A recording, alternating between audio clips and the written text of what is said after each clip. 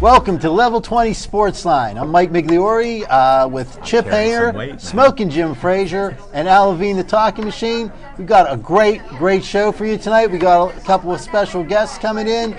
We've got a great crowd at the Level 20 Lounge. Come on down and see us. We're here every Monday except the second Monday of every month when the Camera Crew has another commitment. But we are here for a great show, and we start out every show with What's on Your Mind. Al, what's on your mind? What's on my mind is we're going to miss Labor Day because it's on a Monday. So there'll be another Monday that we miss, but we will be here next week, just so you know, because there was a lot of people coming around here in Bethel Park. They wanted to see the show, and we weren't here last week. And then I wanted to give a shout-out to Rayco War Sanders. I gave him a special invite to come here tonight for an exclusive interview, and we'll be talking to Rayco a little later. So thanks for finding Bethel Park here. Appreciate it. And what's on my mind is I want to thank Level 20 for letting us come into their establishment, talk sports, stir up a little controversy, have some nice drinks here. We'll watch everybody else drink and eat the food. They have a new menu, and I'm not sure, Aaron, if you could draw in a close-up of this menu.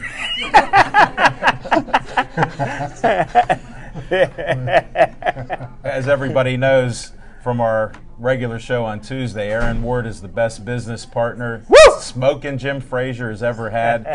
And we have Devin here, who he's controlling everything there. I can't even describe what he has. He has a whole board of stuff there. And how does that look, Aaron? Okay, thanks. And since I usually do infomercials, I did want to mention that Hug-a-thon Pittsburgh is September 6th. We had a lot of fun in that Schenley Plaza. It was not Schenley Park. Those rumors about Schenley Park, we were not that close to Schenley Park. We just checked the logistics on it again. But September 6th will be in downtown Pittsburgh at the Doubletree Hotel. And you're all welcome to come out to Hug-a-thon Pittsburgh. And that's what's on my mind. Thanks, Al. Is there any room in your mind for anything else? I have a couple other things. Sure. There's some conspiracy theories about Louis Freeh. If you want to check out some Penn Louis State. who? Louis Freeh. Okay. He was an FBI director. He also is involved in some conspiracies. And since you got me started, why did Penn State pay $6 million for a report that really isn't based on too much fact? Just check it out. So you can look around. Friend me on Facebook. There's some information there for you, folks. And I have more, but let me hit a period right now. It's our time to see what else is on everybody else's mind. Thank you. Thanks, Al. Jim, what's on your mind? Hey, thanks, man. Hey, listen, I'm going to tell you what's wrong with the Pittsburgh Steelers. Here's the problem with the Steelers right now. The running back game. Listen, the Pittsburgh Steelers currently don't have a running back on their roster that's healthy, that's ever started a regular season National Football League game. You got Isaac Red Zone Redmond. This guy is the only player ever to make the National Football League from Bowie State. You got Jonathan Dwyer, who's overweight and often injured. You got Baron Batch, who is small, short, makes up for it by being slow. And you got a guy that I love. I love Chris Rainey. The only problem is he's 170 pounds. Listen, at 170, he's not going to block a defensive end or linebacker in this league. In fact, Chris Rainey went and hit a blind Jeffrey Dahmer sprinkling hot sauce on his girlfriend in the middle of the Million Man March. This is what the Pittsburgh Steelers need to do. They need to bring in a veteran running back that you can't get Willie Parker. Fast Willie Parker is coaching now tight ends at West Virginia Wesleyan for $500 a month. He's not going to leave that kind of money to come back to the National Football League. You got Amos Airway, who wasn't any good in his prime, and you got Jerome Bettis, who's been out of the game for 7 years, about to go into the Hall of Fame. What the Steelers need to do is bring in Thomas Jones. Thomas Jones played at Kansas City last year for current offensive coordinator Todd Haley. Thomas Jones is in great shape. He's sitting at home right now waiting for the phone call. And in fact, you bring Thomas Jones in here, and I guarantee you, if he can't run the football, Tom Jones, I bet, can sing. That's what I was going to say. Thanks, Jim. Chip? What's on your Have mind? some more water. How do I follow that? Jeff, you're off a lot of energy on a Monday night, buddy. You must have got a lot of sleep over the weekend. You can't follow that. You can only hope the echoes died down. I haven't been on the show for a few weeks, and the Olympics ended up a couple of last weekend, I guess. And my one thought about the Olympics, and it was a big extravaganza, and there was a lot of records set, and a lot of gold medals, and a lot of attention. And the big story was Michael Phelps became the greatest Olympian ever. He's won 486 medals or something like that. And and I think, and just in my humble opinion, that the Olympics has lost its luster. Now that the Olympics is performed by professional athletes instead of the amateur athletes. The thing that made the Olympics great, and what I thought was really worth watching, was watching these amateur athletes perform in their sports, and they would make their millions doing something other than the sport that they were playing in. But when you've got a guy that can do nothing but swim in a pool, every day for 12 or 13 years and make millions of dollars, it just seems to take a little bit of the shine off the gold medals. And the dream team, the fact that the United States has to get their best professional players to beat the also-rans of other countries, I just think it's a bit overkill. I used to like watching the American college players beat the best that the world had to offer. But the Olympics are what they are, and I just think they're a big disappointment. But that's what's on my mind. Thanks, Chip. Welcome back, Chip. Yeah, good to have you back. Thanks a lot. After 80 years, the Augusta National Golf Club finally has 2 female members. Wow. Condoleezza Rice, former Secretary of State, and was talked about as possibly being vice president running mate for Mitt Romney, and South Carolina financier Darla Moore. Both of these women were allowed membership into the Augusta National Golf Club the first time ever. This was probably held up by, in 2001, 2002, a bunch of protests that were complaining because there were no members. At that time, the president of the golf club was Hootie Johnson, who said that someday they might have members, but not at the point of a bayonet. Well, you know what? He was probably right. There was no reason to let somebody force them to do it, but it's about time that they did do it. I don't think that it hurts a golf club to have female members. I think it's a great choice for the first 2 members, and I think that the Augusta National hosts the greatest golf tournament every year, the Masters. And Tiger Woods said he thinks it's a good thing for golf, and if Tiger thinks it's good, I think it's good. So, and you know what? Since we're on the women's issues, we were going to bring this guest on a little bit later, but Carissa, would like you to come on up. We have with us Carissa Livingston, local model, local actress, and Carissa this Friday is hosting a charity event, and we'd like Carissa to tell us a little bit about it. Well, thank you for having me. Hopefully I don't have to talk as loud as you guys. I don't think I can. I am hosting the first Ladies' Night for a Cause event this Friday. It's going to be at the Wine Loft of Pittsburgh. It's in the Southside Works. It is sponsoring for the Women's Shelter of Pittsburgh and Gwen's Girls, 2 charities that I've volunteered for a very long time. We're expecting 150 guests. It's from 8 to 11, so if anybody's interested, come on down. Did you say Gwen Girls? Gwen's Girls. Gwen's Girls. Yes. Yeah, I heard about that. Yeah, founded by Gwendolyn Elliott. She was she the passed first. away. Mm-hmm. Yeah, they do some great things for disadvantaged young women in the city of Pittsburgh. They got a few locations. I think they're going to relocate to the north side. So yeah. Yep, they actually just moved. They're now on the north side. Okay, well, why don't you tell us a little bit about what will go on at the event? During the event, we're going to have wine tasting. Our liquor is also sponsored by Click Vodka, so we have to thank them. We're going to have manicures, makeovers, shopping. It's just going to be basically a red carpet ladies' night for everybody to get together and support women from Pittsburgh. Okay, and there are some local businesses that are involved in helping you with that? Yes, I've gotten an amazing amount of feedback. I'm actually partnered with Asiya and Your LLC. They're helping me with all the planning. Click Vodka, they're with me. They're the official liquor sponsor for the event. Charity by Dawn Lily Cosmetics, Chelsea's of New York. Lots of styling and beauty companies, and Stella and Dot Accessories. They're one of them too. Is there anything else you'd like to tell us about it? If it goes well, we're going to do it yearly, so hopefully we get a lot of people, a lot of feedback, and we raise some money for the charities. Okay, and why don't you tell them one more time the time and location? It's Friday. It starts at 8 p.m. at the Wine Loft in Southside Works, and it goes on until 11. Now I can't come Friday to get my manny and You can. Gentlemen, welcome as well. I like ladies night. See I'll those be here. fingers. Get waxed, huh? And Carissa, do you have a Facebook page for this event? Yes, Because I've seen it already out there. So. Yes, it's under just Ladies Night for a Cause. You can also look up Carissa Lauren on Facebook, Carissa Lauren on Twitter. It's also sponsored through Primpton Pittsburgh. We have lots of media outlets as well. Any website or phone number for anybody who has any questions? No, it's basically just through Facebook, or you can go to www.primptonpittsburghpgh.com. They have it on there as well. All right, thank you very much. You're welcome. And, Thanks for having me. We heard Jim's opinion. What do you think the Steelers are going to do this year?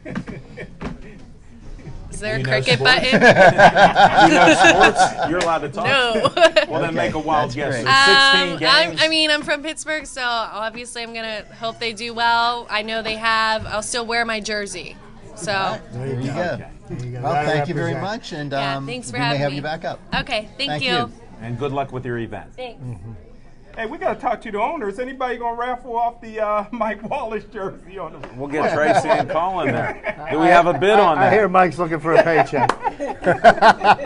You may have to raffle it off to feed I them. think you should be the auctioneer, Smoking Jim, so they can hear you in the back. I mean, at Pep Boys. Look at Pep Boys is listening to the show. And if you notice, that jersey's got something that his paycheck don't have on it. His signature. There's not enough zeros for him either, though. Well, last night was a pretty big sports night here in Pittsburgh. On one hand, the Pirates did, despite their best efforts, they won a 19-inning game against St. Louis Cardinals and took a little bit of a step away from them as far as the wild card race goes. We have back our Pirates expert, Chip. What's going on with the Pirates? Well, right now, they're 67-44. Look at that. We're talking about the Pittsburgh Pirates on August 20th. And you want to know something? There were people in Pittsburgh last night that didn't know the Steelers were playing. That hasn't happened here in a couple of decades. What, were they too drunk in the lot? Because they were drinking out there. I saw them there. That happens all the time. That's why this is different than our other show. Chip, go ahead. We've got a team that's contending, and I thought about a month ago that we would actually contend for the Central Division title. Cincinnati separated themselves from everybody else. They just got incredibly hot when they lost their star player, Joey Votto. But the Pirates have been keeping pace, and they're odds-on favorite for a wild card position, which, considering what we've witnessed here the last 19 years, is a far cry better. And let's not forget, back in February when we went to spring training, I said that the streak was going to end this year. I think we're well on the way to making that happen. They used so many pitchers last night, I wonder who they're going to pitch tonight. I know the starter that they were going to use for tonight, they used to win the game last night, Wandy Rodriguez. Chip, they might have called a couple players up from the minor leagues. That appears to be what you need to do to get Wandy to win is let somebody play for 19 innings before he pitches against them. Last year that was a swan song for the Pirates when they lost a 19-inning game, a heartbreaker in Atlanta, and it seemed like the wheels fell off the bus after that. So I hope that we can use this as a springboard to get us into a nice competitive September. Let me ask you this, Chip. What do you think the difference is between last year losing that heartbreaking 19th inning in Atlanta and then this year winning a 19th inning? What do you think? That's a good question. Last year, the Pirates were playing so far over their head when they were contending. They were waiting for the bubble to burst. They were like, what are we doing here? We shouldn't be in this position. This year, I think they've got the confidence to know that they can compete with anybody. And, you've got players performing to their capabilities. Andrew McCutchen had a horrible second half of the season last year. As of late, he's been cold, but, he's still batting over 350. Pedro Alvarez has proven that he's a major league third baseman. There you go. That's the difference. My Pirate MVP, Pedro, bombing that home run. That's the difference. And Garrett Jones. Look what Garrett Jones did last week. He hit 2 3-run homers in one game. You know, and he's been a consistent. And then the pitcher got thrown out because he was so upset at the umpire. How classless is but that? Seriously, Andrew McCutchen may be, you know, a candidate for the MVP of the league, and I might know Mike made this comment 5 or 6 weeks ago, but I think the Pirates MVP this year has got to go to A.J. Burnett. I think he has solidified that pitching staff. He's the stopper that they've needed, and he brings an attitude like he's been there and he's done that. And he's won a world title, and he knows what it takes to do that. And he's able to impart his wisdom on these younger players. You know, the one thing I would like to comment about, and I know, you know, he's coming back from a dislocated finger. I'd like to see the Pirates hang a paycheck on Neil Walker. I think he's somebody that they need to lock up. He's a legitimate all-star, and he's a solid second baseman. And I don't think there's a better second baseman to turn than double play in the National League. And I like the way McDonald pinched hit yesterday. Don't Yeah. count him out. Did you watch that whole game? Because I only saw it from the 8th inning. So I got to see a Saw full most game. of it. That's what was nice about that. You It was a very, full game. rarely come in on the 8th inning and see most of the game. But yesterday you did. Exactly. I feel I'm blessed You know, to be able to watch that. Chip, tonight the starting pitcher is going to be Kevin Correa. Okay. He pitched yesterday. a couple of good innings yesterday. But as far as National League MVP, I'm not too sure that's McCutchen anymore. He's been playing. I mean, he's getting a few hits here and there. He did get a couple of RBIs yesterday, but he's been not playing quite as well since the All-Star break. There doesn't seem to be as much pop in his bat. And a lot of people say, well, maybe the home run derby messed up his swing, but he really didn't have enough swings in the home run derby for that to happen. He didn't get very many hits. So I don't know. I mean, I don't know what's going on there. And a lot of people that compare him to Roberto Clemente, that's like way out of line because Roberto Clemente was like the premier clutch player. Yes. And, you know, as of recently, Andrew McCutchen has not been that clutch player. Well, Yeah, I don't know if the season's gotten long for him, if he's been tired out.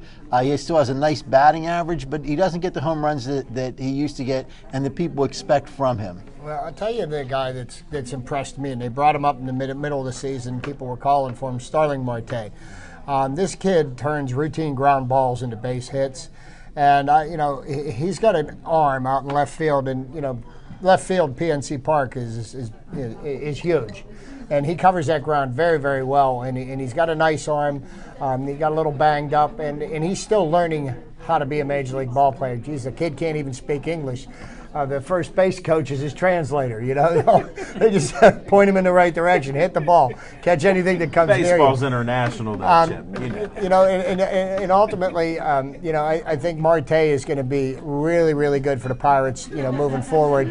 And I'd like to see him be able to start stealing a few more bases because, you know, two of the things that the Pirates are, you know, being the worst at in the league is one is in stolen bases, and the other one is giving up stolen bases. Unfortunately, the Pirates catchers, I think, have thrown out 9% of the opposing runners, and you know that could be problematic for us if we do end up getting into a 3-game series with somebody. You know, at the end of September and October, you know, people start running on us. You know, that could be a problem. But I mean, I think that could be part of the blame on the catchers. That's the pitcher's problem. The pitchers don't hold a player on. They're weak. Yeah, they're taking too big of a very kick. Weak on they're taking too big of a kick. You see a guy that you know is going to run, and you let him walk 10, 15 feet off the base and let him run into second. You know, that's not helping your catchers out at all.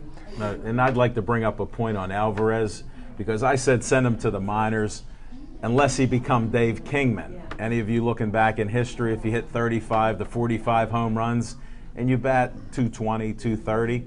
So Smoking Jim, he's not the MVP, but he's the new Dave Kingman. And I'll take that because we do need some pop. And we've been winning games with home runs this year. If you would have told me we would have got more than 107 home runs, which that's all we had for the whole season. We did that a month ago. Yeah, it was, I think, about July the 12th. We had 107 home runs, which is what we hit for all year last year. Pirates are on a pace to hit about approximately 180.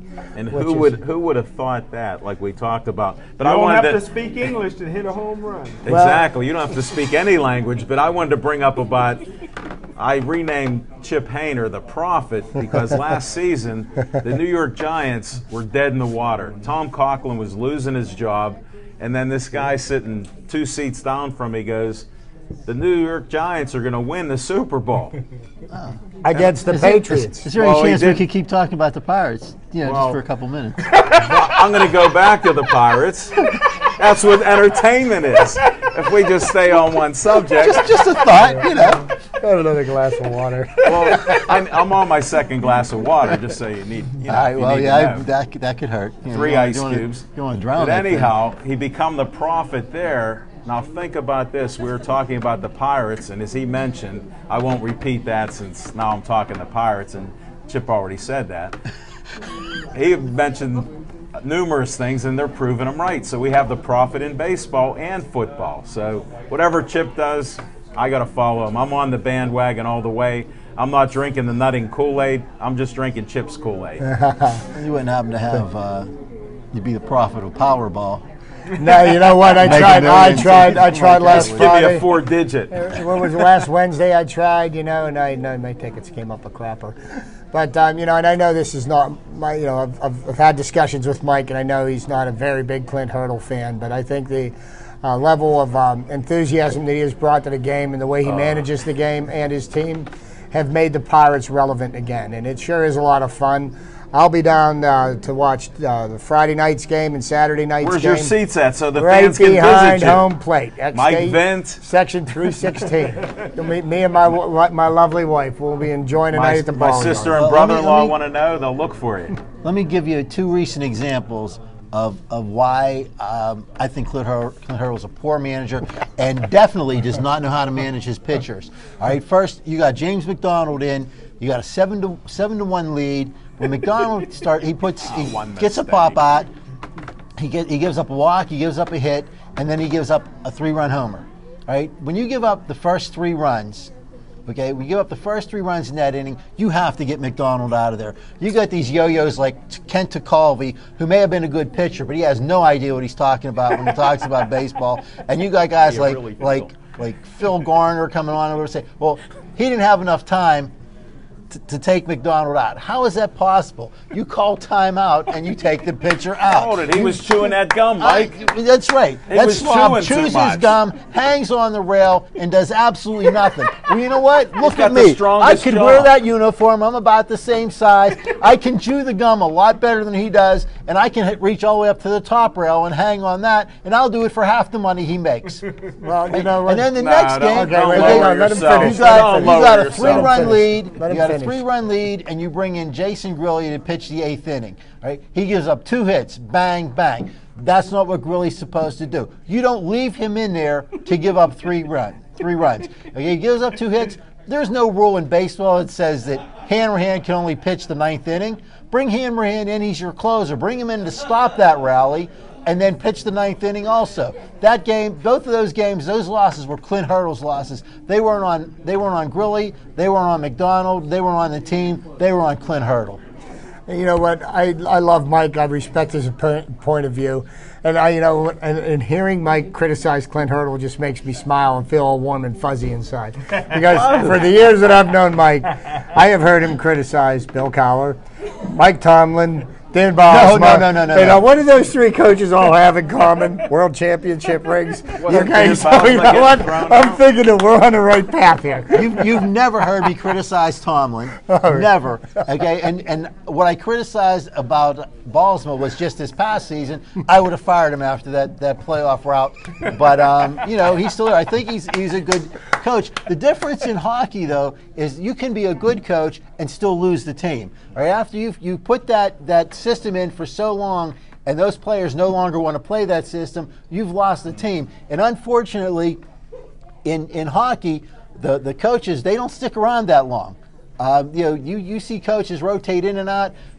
Bosma is the only coach that has coached the Penguins for more than 3 years. Wow. Yes. The only one that's ever. In fact, he's only Scotty ever Bowman didn't coach him for 3 years. No, Scotty, and that's an example of what I'm telling you. The players in hockey usually dictate whether the coaches stay or not. When Mario Lemieux got tired of practicing with Scotty Bowman, they told Bowman not to come to practice anymore. And when you're the head coach and you're not coming to practice anymore, you better look for the unemployment line. Well, when you have Mario Lemieux buying the team, he can tell the coach. In hockey, as you guys know, the average hockey coach lasts maybe 4 years at most. That's over time. So, I mean, they do get rid of them a lot, and that's just how it goes there. But as far as Clint Hurdle, those 2 games that he did cost, there's no doubt about it. But how many has he had that gut feeling and won this year?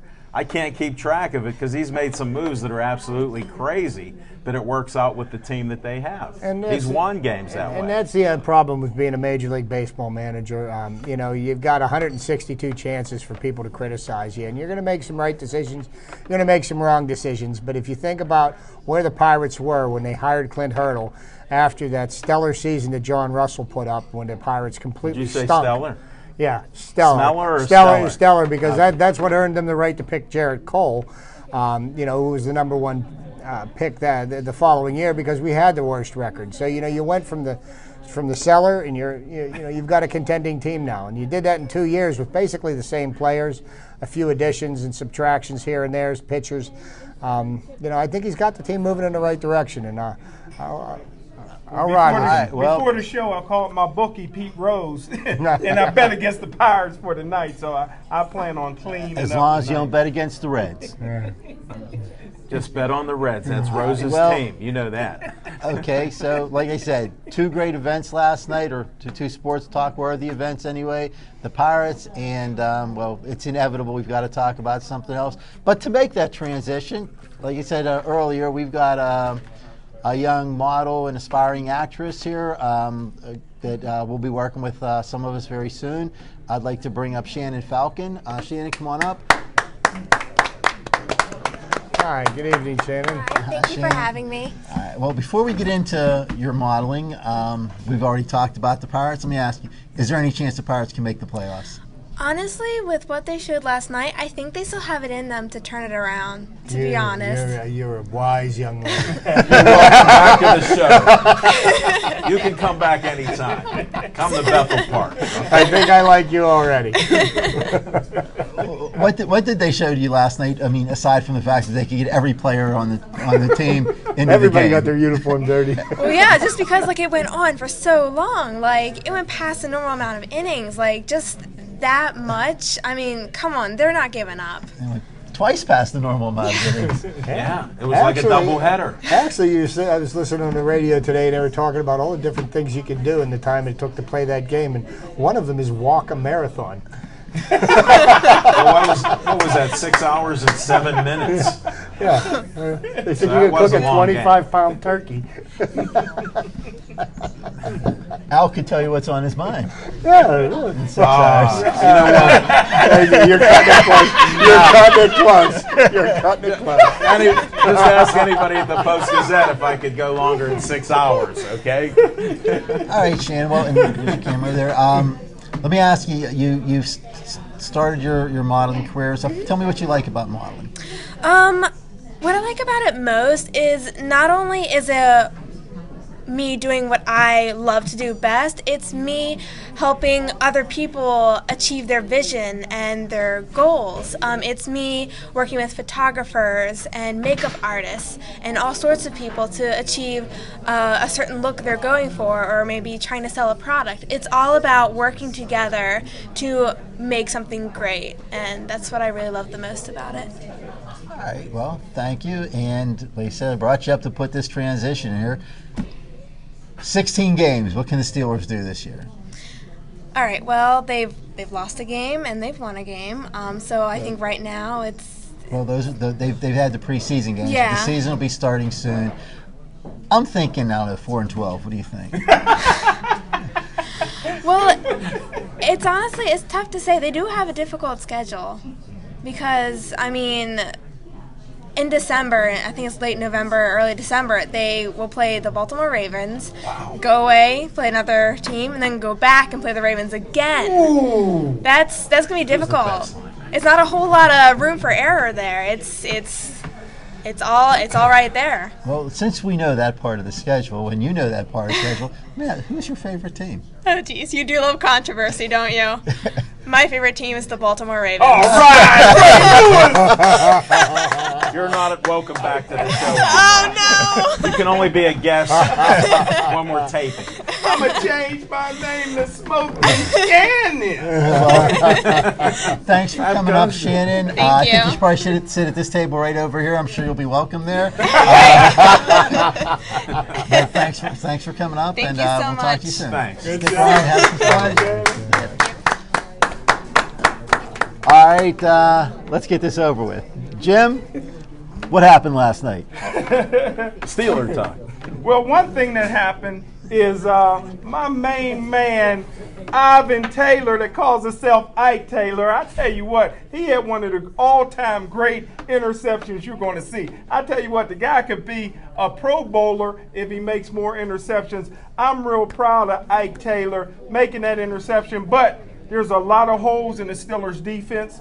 Like I said, going into this year, I told everybody the one thing that I'm looking for is, do we put the bus on Ziggy Hood? Right now, we spent a lot of money in first-round draft choices on defensive ends, and both of them were riding the bench. So right now, we got to step up on our defensive line. Hopefully, Casey Hampton will leave Kentucky Fried Chicken and get over there and start playing with the Pittsburgh Steelers. But right now, you got to keep Troy Polamalu healthy, and you got to make some turnovers this year. But I'm predicting, as usual, I'm on record already predicting that the first game of the season is a blowout. Peyton Manning and the Denver Broncos blow the Pittsburgh Steelers out. Put your money on it. Wow, smoking. Well, Pretty strong. You know, the Steelers are going to have a very interesting year. You got a transition year going on for them. There's a lot of new faces in the defense, and it's going to be interesting to see who steps up. You know, personally myself, and I'm going to duck when I say this, and my wife doesn't throw something at me.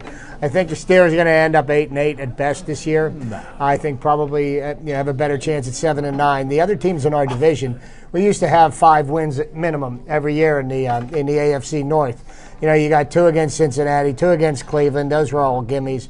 And, you know, if we go 500 in our division this year, I would consider that a major accomplishment. If we could split with everybody, but I just don't see it happening. The Ravens have gotten stronger, and, you know, they were knocking on the door last year. And, you know, it remains to be seen what the Steelers are going to bring to the table this year.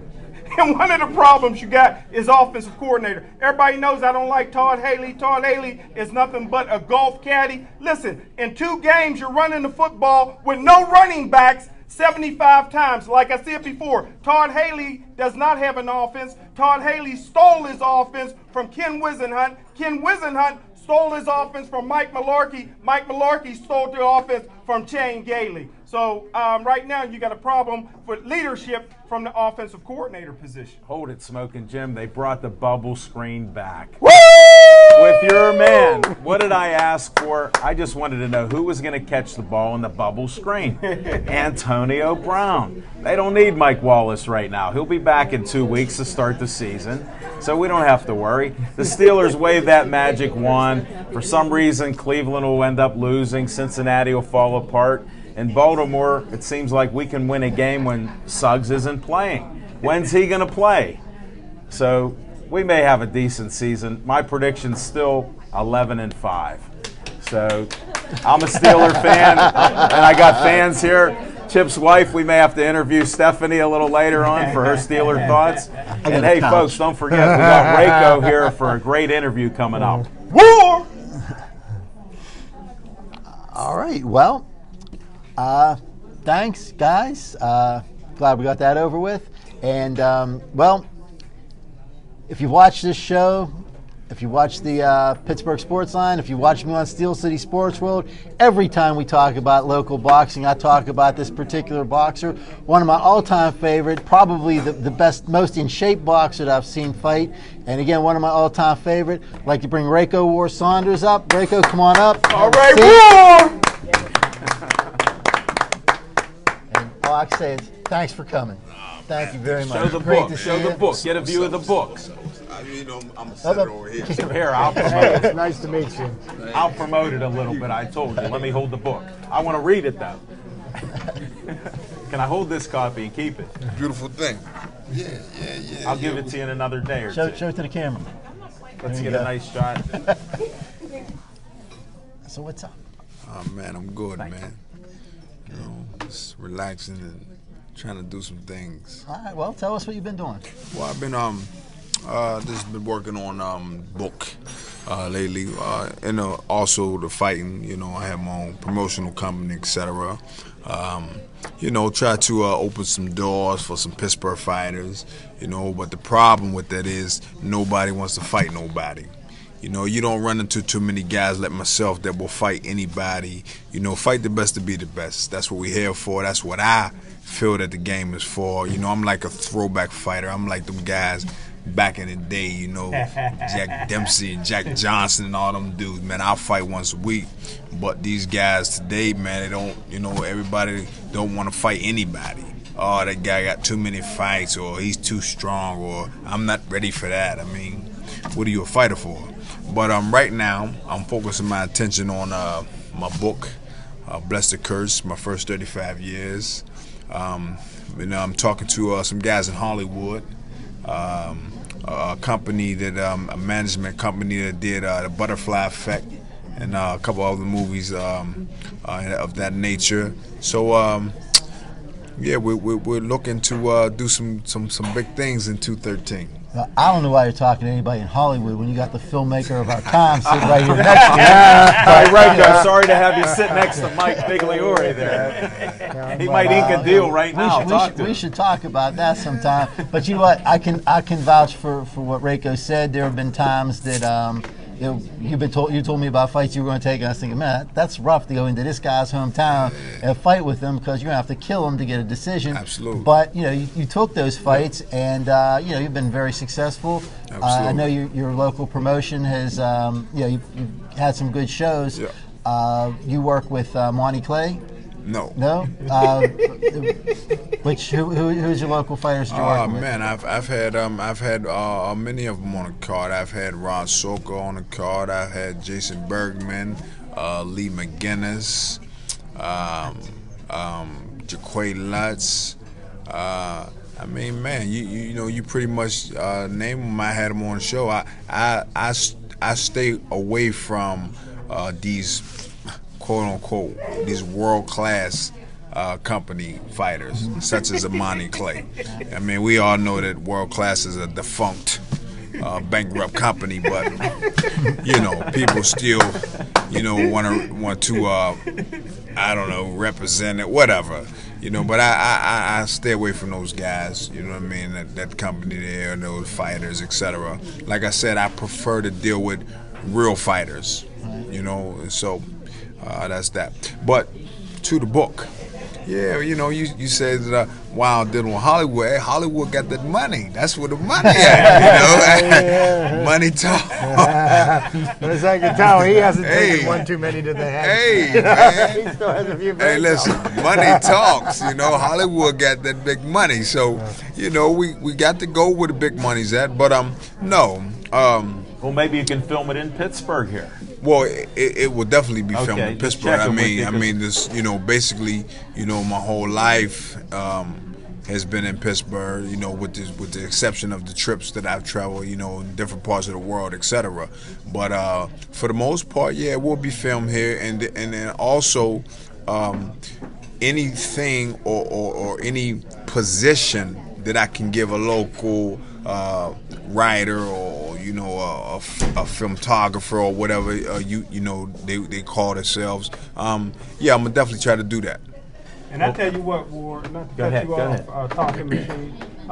You know, I haven't read a book since Jack and Jill went up the hill, but I read this book. This is the best book. I couldn't put it down. Yeah. Matter of fact, I read it once, then went back and highlighted the books because I like the color. Yeah. And I tell you what, man, this what did book, you say? The first thing that I said that I told you after I read the book was, this is a book that's ready for the movies. Absolutely. It's unbelievable.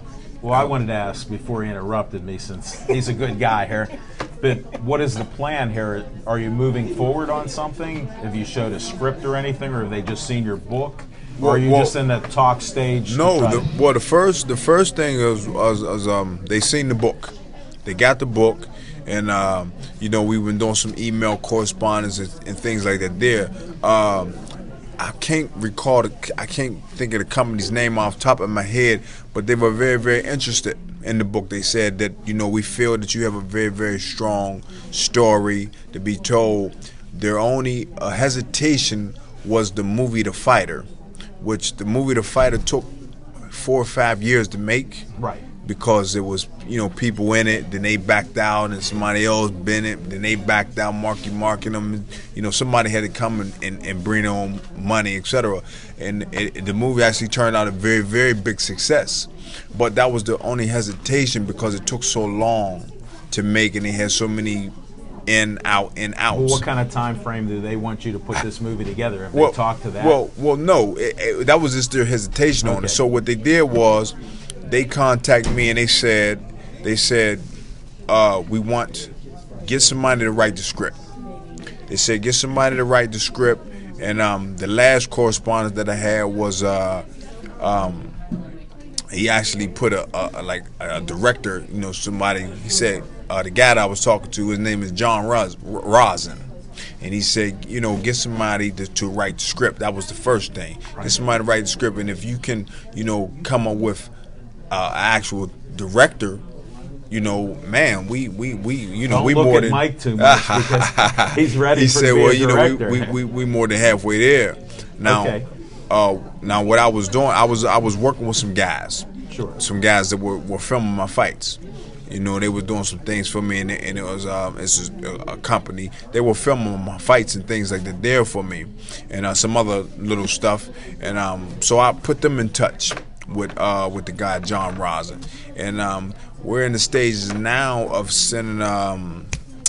They sent him budget, or what a budget would required, you know, as far as a budget and things like that there. So, you know, it's I mean, it's we're Are you doing this all on your own, or do you have like a group that's guiding you, or, you know, people that might want to invest with you? I mean, have you looked into things like that? Because a lot of Pittsburgh people get behind other Pittsburgh people. Well, that's what I said. You know, what I'm gonna try to do, investing wise, maybe, right. Okay. Well, what I'm gonna try to do, like I said, is, you know, whatever we may need, I'm gonna definitely try to incorporate Pittsburgh people first, you know, and fill those gaps. Now, if I can't fill those gaps with Pittsburgh people, then I'm gonna let Hollywood do what they do. Well, sure. You know, now if they did Batman here, so this is what I'm saying. Now, if I can get, you know, people in certain positions, if they ask me, which I mean, if they pay me a whole lot of money,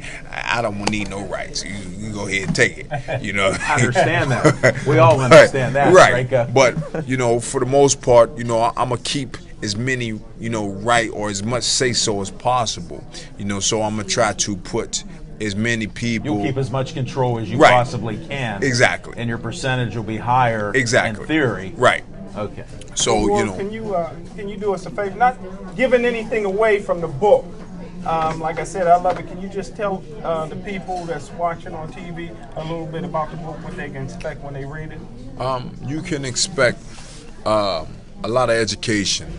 You know, in the sense of on the educational side. You know, I talk about many things, you know, the school system, the teaching methods of yesterday and the teaching methods of today, why the United States has come into, and this actually came after my book, but why the United States has come into, I think, 17th place or something like that there as far as, you know, academically around the world, 17th. I mean, it's not even. I mean, wow, is there that many places? You know what I mean? But yeah, I talk about, you know, whole word versus phonics system teaching. You know, I go deep, man, into a lot of different things. Even though it's about my life, these things have touched my life. You know, I was an AB student. A lot of people don't know that. You know, but I do have some you know, report cards that I'm gonna put on my Facebook and just let the people know. You know, I got report card, all A's, 1B, things like that. There, you know, had IQ 138. Things like that, yeah. So, you know, people don't know these things. I took computer language in high school, you know, things like that. But the book, man, is you know, it's the good, the bad. This is why it's called Blessed or Cursed. It talks about the streets and, you know, my dealings and my experiences on the street. You know, a lot of things that I've seen, you know, as a youth, as far as, you know, drug use and things, you know, people in my family, and you know, there's a lot of different things, man, with the, you know, the criminal system, you know, dealings with some very known polices in the cities, and every name in the book is real. You know, I don't sugarcoat nothing. Every police officer name that's in my book is a real name, first and last. So Rayco, you have nothing to hide, is what you're Nothing. saying. Oh, if you flip to the first page, why give my disclaimer first? The first, or go to the second. It's a disclaimer in there. No, go flip it. I think you've seen it. Something about where I read my disclaimer in there. Yes. Dear reader of this book. Yeah, you can read that. You can read that out loud. And let the people know how real the book is. Just let you know how real the book is. Now, here we go. I graduated 6th grade twice. Graduated, yeah. It takes 3 tries to get one thing. I did it twice. Come on, dear reader of this book. I'm not making fun of this book, though, just so you know. I proclaim that everything you are about to read in this manuscript is the truth, the whole truth, and nothing but the truth. If anyone wishes to dispute anything that is written in this book, I, Rayco Sanders, am willing to submit to a polygraph examination to quash any and all disputes, providing that the individual being disputed first submit to a polygraph examination on any issue of my discretion. I think that explains it, folks. Absolutely. Very clear and to the point. So this goes to show you that everything in this book, you know, how real it is. How'd I do on reading that? Oh, you did great. Thank you. You did great. Can you tell our viewers where you can get the book? Oh, the book is available at BarnesandNoble.com, Amazon.com. You can go to RaycoWar.com. If you just Google "Blessed or Cursed," my first 35 years on the internet, it pops up all over the world. There's places all over the world. You know, I seen the book. I've even had pictures sent to me on Facebook where people can go to my Facebook. Germany, your Facebook page. Yeah, Germany. You know, just got it. Germany picture. I finally got it. You know, a guy from England posing with the book. You know, he got the book. Yeah, man. My Facebook is of course, Facebook.com/RaycoWar. Then you got, I have actually 4 Facebooks. That's why I'm telling you. I checked them all out because I wanted to see it. I have Facebook.com/Blessed or Cursed, my first 35 years. Facebook.com/RaycoWar Saunders. Anything else? Yeah. You know, I have the athlete page, you know, the book page, the personal page. Then I have RaycoSaunders.com, the website, RaycoWar.com, the website. So, you know, I'm all over the place, man. Yeah, you just Google Rayco Saunders. I'm all over the place. One of the things that's refreshing listening to you talk, and I was very impressed at the beginning when you said, you know, I want to fight the best. Absolutely. You know, and I think that's what's happened to the boxing game is that you don't see the best fighting the best. You know, in the late 70s and the early 80s, you saw some really, you know, some fierce competition, and they all wanted at each other. Yeah.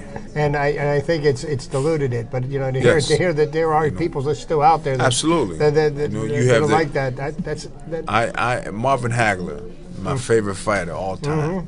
You know, that's my favorite fighter all time. Never took a step backwards. Never. Never took a step backwards. Sugar Ray backed him up. Well, come on. But you had those guys fighting each other. You had Thomas Hearns, you know, Chavez, Hagler, Hagler, John the Beast Mugabe. You know, I got these fights on DVD, man. You know what I'm saying? While I watch these fights, man. Exactly. Duran and you know, Aaron Pryor, Alexis Arguello. I mean, they had so you wars. know now. You know what I mean? These guys, man, of today is just, you know, so it's like modeling or something now. Mayweather doesn't fight anybody they don't already know he can beat. And he's getting the whole purse. Interject a couple of things here. First, I also have fights on DVD, and I have the Hagler-Leonard fight on DVD. Yeah. and it's labeled the crime of the century. Because that's the worst decision I've ever seen. And Jim Frazier knows that, just like he knows that Ray Lewis is not the greatest football player of all time. So, I don't know why you would bring that stuff up and say that again. And I'm not going to bring up Rod's name, but one of the fighters that you mentioned earlier, I know for a fact he won't fight anybody unless he's like a paraplegic. But listen to what I said. I didn't say these guys won't fight anybody. I said the problem with Pittsburgh fighters is they won't fight nobody. I said, but I've had many guys on my shows, and I try to put them all on my shows. But you know, we had some little issues with these so-called world-class fighters. The company's defunct and bankrupt and all that. So that, you know, goes to show you about their fighters.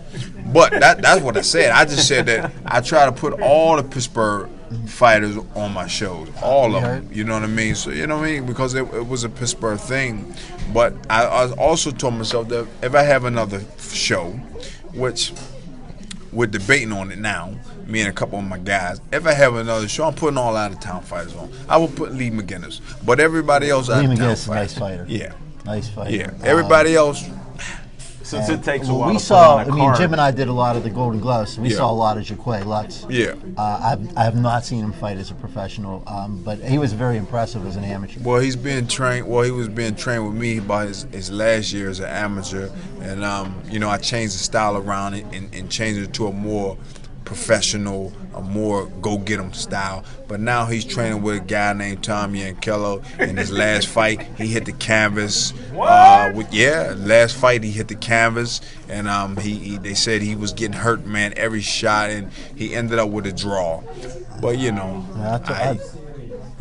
I've mentioned a few times what I thought of the Yankellos too. Well, you know, Andre Taylor. His fight before this is his last fight. You know, he went up in Atlantic City, man, and fought for the USBA and also the NABA.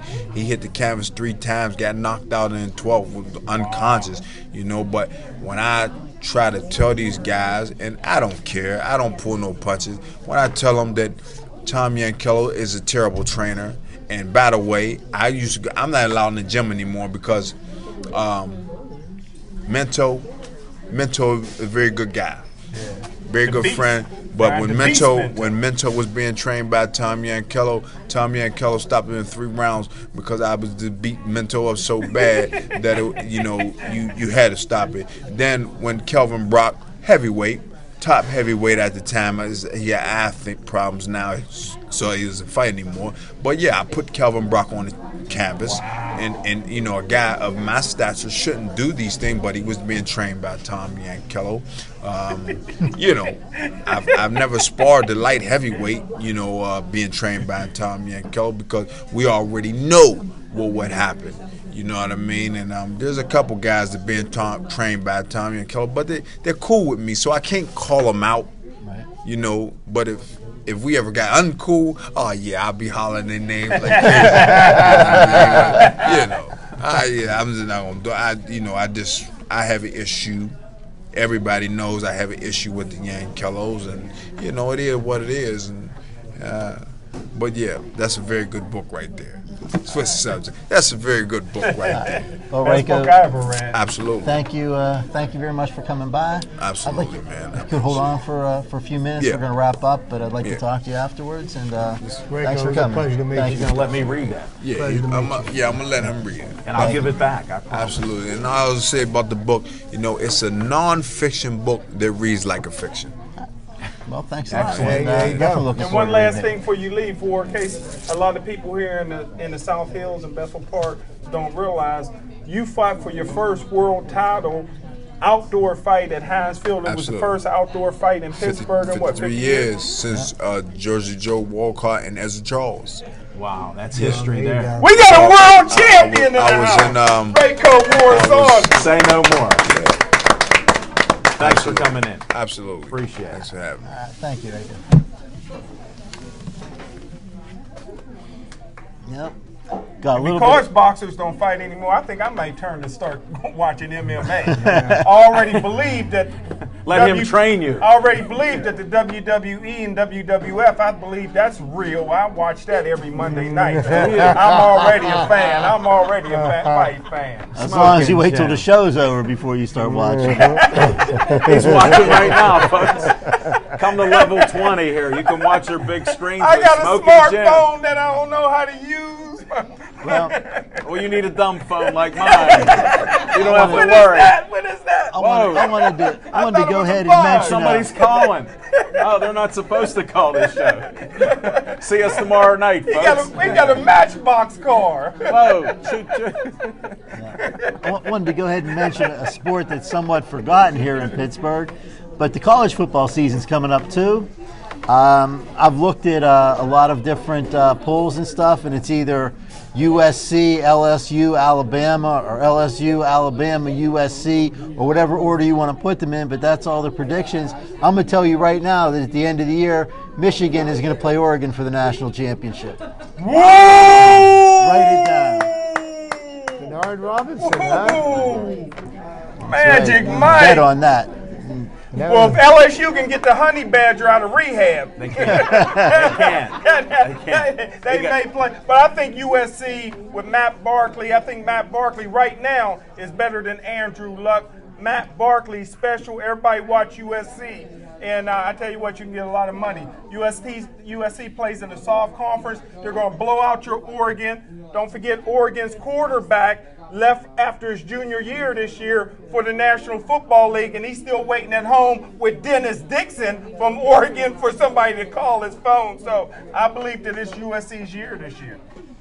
I don't know enough about it, but I'm going to study up on it, Smoking Jim. I'm going to check out yours and Mike's predictions there, and I'll do some studying up here so I can make a prediction. But I'll guarantee you this, the team that'll win Quad A in football this year, Gateway Gators, maybe the greatest football high school team of all time. Mark it down. They're gonna get their revenge on Bethel Park, who beat them up at Heinz Field a few years back. Wait a second, this is my hometown here.